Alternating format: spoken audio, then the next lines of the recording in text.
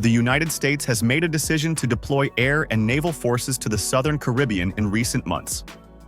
This marks a major turn in its regional position, one that is based on a fight against narcotics and national security. Under the Trump administration, the U.S. has elevated drug cartels from criminal enterprises to adversaries that threaten public health and also strategic stability. So for Washington today, the Southern Caribbean is a front line for war. Trump's deployment is highly strategic. It involves warships, submarines, maritime patrol aircraft, stealth fighters, and thousands of troops. The U.S. is responding to intelligence and evidence that large shipments of illegal narcotics are being trafficked through maritime routes in the Caribbean. The U.S. claims are also going towards Venezuela, as they say that the water routes are related to Venezuelan ports and criminal groups such as Tren de Aragua, and part of what is known as Cartel de los Soles. The U.S. Army 82nd Airborne deployed to the Caribbean isn't simple. It signals a major escalation, as the U.S. has now declared certain drug cartels as unlawful combatants, giving it broader legal authorities to strike at vessels or persons believed to be involved in trafficking, sometimes in international waters near Venezuelan territory. On the U.S. side, the rationale is simple. All they need to do is secure U.S. borders, reduce the flow of fentanyl and other dangerous drugs, and break the financial pipelines that sustain the criminal groups. But the world is watching closely, and many are worried that this deployment would be a miscalculation and up the tensions in a region that's already fragile. Once the U.S. air and naval forces were deployed, Venezuela had no choice but to watch it happen. But that doesn't mean there was no response. President Nicolas Maduro has described the deployments as provocations, saying that the U.S. is violating its sovereignty and threatening its national integrity. In fact, Venezuela is quickly responding, as the government has already mobilized troops along its coastline, deployed drones, expanded naval patrols, and continues to spread the news of the U.S. aggression. According to Venezuelan state media, they are now defending against what they call foreign encroachment. The interplay of U.S. pressure and Venezuelan resistance shows that this deployment isn't just about going through the motions, but a diplomatic and strategic gambit.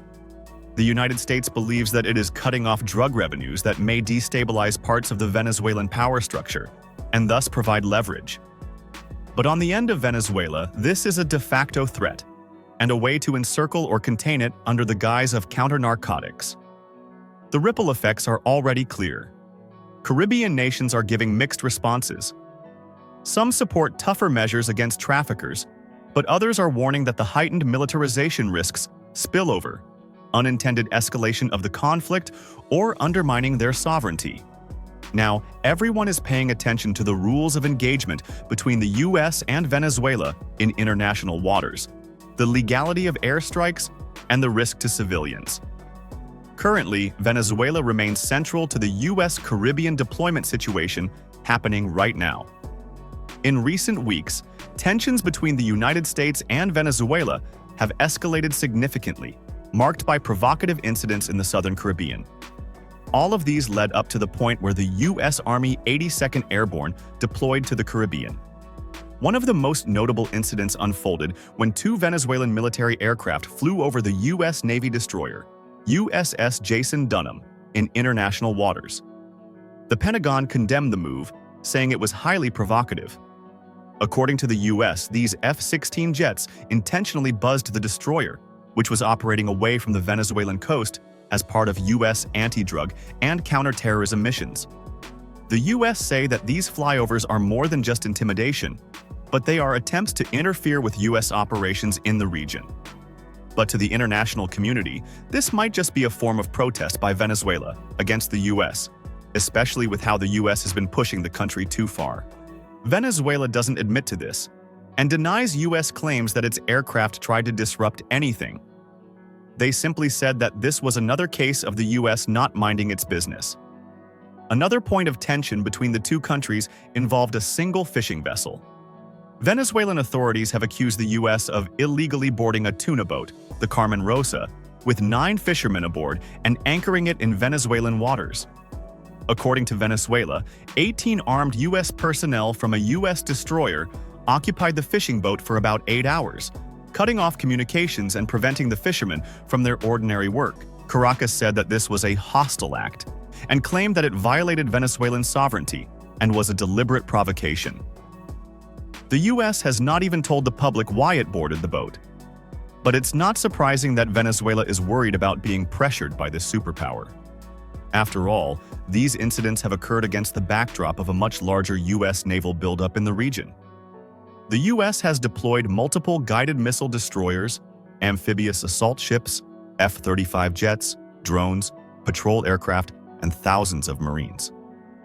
These forces are apparently there to fight against drug trafficking, especially along the routes linked to Venezuelan ports or criminal networks like Cartel de los Soles. Venezuela has responded with its own naval patrols too, deploying larger warships in territorial waters, activating militia, and stating that it has a right to defend its sovereignty. This has increased tensions across international waters, as all countries are watching to see what would happen next. Maduro has strongly condemned the deployment of U.S. military near its waters and in the southern Caribbean, saying that Washington is only using its counter-narcotics operations as an excuse to intimidate, threaten, and provoke them into a conflict.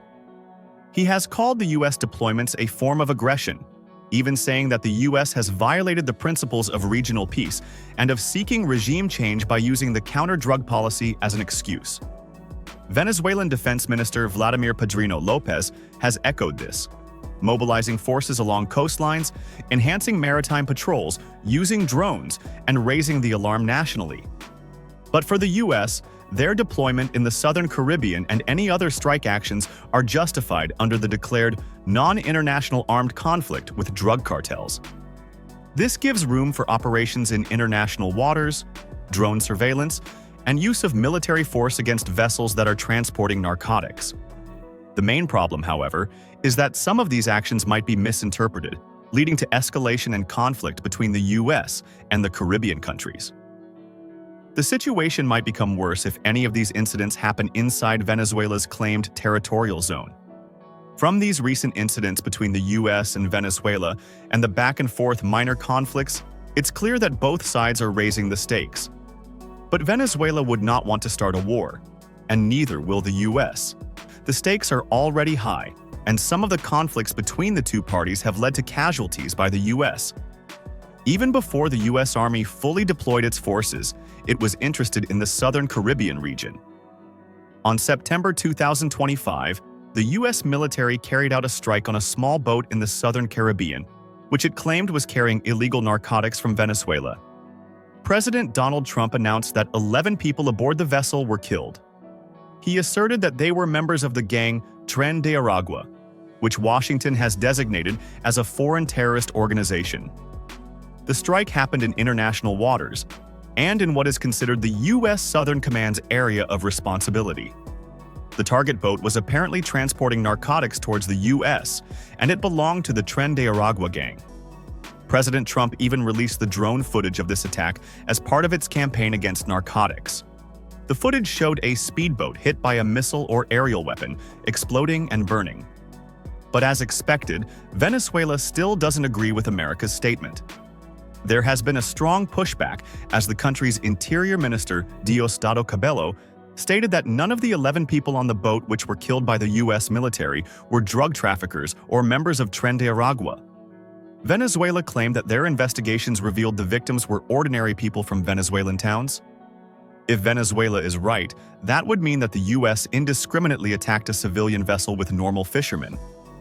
That's already an up in the stakes between the two countries, and could have even led to a worse conflict if not for the fact that the U.S. is a superpower, while Venezuela is just a weaker country.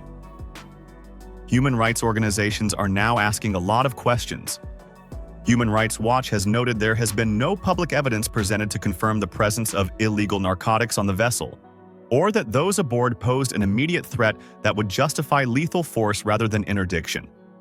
The organization also criticized the use of military force in what appears to be more analogous to law enforcement than a declared war, including questions about whether non-lethal measures were tried or whether there was due process. There's still some ambiguity around certain operational details, like exactly what type of weapon was used, how large the boat was, whether the vessel was inbound or turning back when heated, and whether there was actual evidence of drugs aboard. Politically, the strike marks a significant escalation in the U.S.'s campaign against drug trafficking via maritime routes, particularly those alleged to be associated with Venezuelan criminal groups. It's part of broader U.S. policy moves to designate several cartels as terrorist organizations and assert a right to strike vessels in international waters believed to be violating U.S. laws or trafficking dangerous narcotics. But there's another angle. It seems like the U.S. military buildup in the Southern Caribbean, with naval destroyers, submarines, amphibious groups, and air and surveillance assets, isn't for a counter-narcotics operation as it seems. Instead, many observers are saying that the scale and positioning of their military forces isn't just for drug control. By placing powerful strike and amphibious forces so close to Venezuelan shores, Washington is now saying that it has the ability to project force rapidly. Assets like destroyers and amphibious-ready groups might not just intercept boats, but also support major operations like strikes on infrastructure.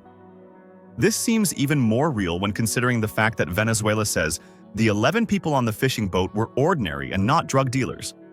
Venezuelan President Nicolás Maduro has repeatedly warned that he views the U.S. posture as an existential threat, accusing Washington of seeking regime change under the pretext of fighting drug trafficking. He has declared maximum military pressure and threatened to declare a republic in arms if attacked. Analysts have also pointed out other political moves, which might mean that the U.S. is trying to change the regime in Venezuela, using its fight against drugs as an excuse. The U.S. has doubled the bounty on Maro's capture, accusing him of drug trafficking, and calls many Venezuelan groups narco-terrorists. But a full regime removal in Venezuela is unlikely without Venezuela's army or elite. Many of the country's forces might be degraded, but can still provide air defense and militia support. What do you think the U.S. is planning to do as it deployed its 82nd Airborne to the Caribbeans? Let's know your thoughts in the comments. Thanks for watching. Be sure to like and subscribe to stay up to date on global military events.